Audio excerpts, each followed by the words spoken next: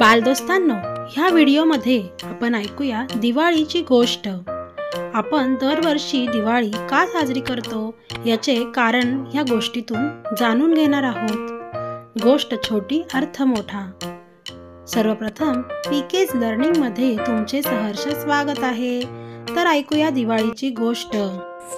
फार पूर्वीच्या काळी प्रभू श्रीरामांना वनवासाला जावे लागले हे आपल्याला ठाऊक आहे, कारण त्यांची दुष्ट आई म्हणजेच सावत्र आई कैकेयी यांनी त्यांना 14 वर्षाच्या वनवासासाठी पाठवले होते आणि त्यासाठी भगवान श्रीरामांना सोबत केली त्यांची पत्नी माता सीता आणि त्यांचे भाऊ लक्ष्मण। ते 14 वर्षे जंगलात राहिले आणि त्यांनी आपल्या सगळ्या सुखवस्तूंचा त्याग केला 14 वर्षांसाठी।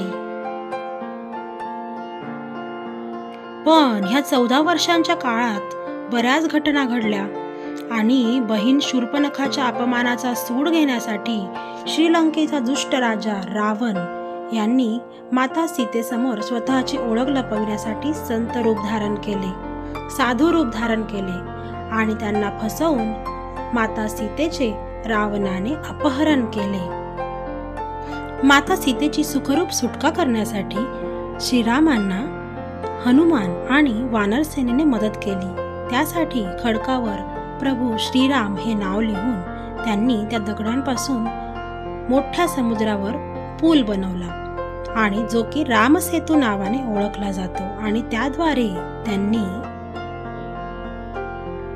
रावणाच्या भूमीत प्रवेश केला।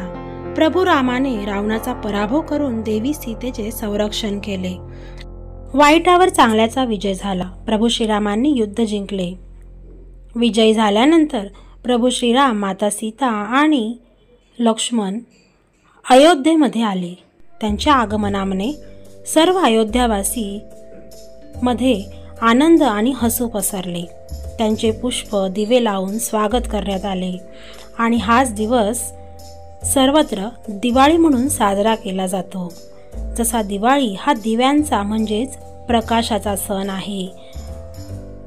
तुम्ही बघितलेच आहे मुलांनो, सर्वीकडेच अगदी प्रकाशमय वातावरण असते दिवाळीमध्ये,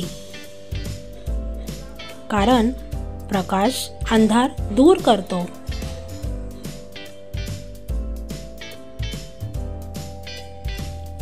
हे वाईटावर चांगल्याचा विजय स्वीकारणे आहे। म्हणजेच जसा प्रकाश अंधार दूर करतो तशाच चांगल्या गुणांनी आपण वाईट प्रवृत्ती संपवू शकतो आणि आनंदाने जगू शकतो।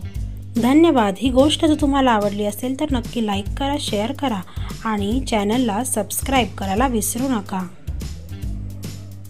धन्यवाद।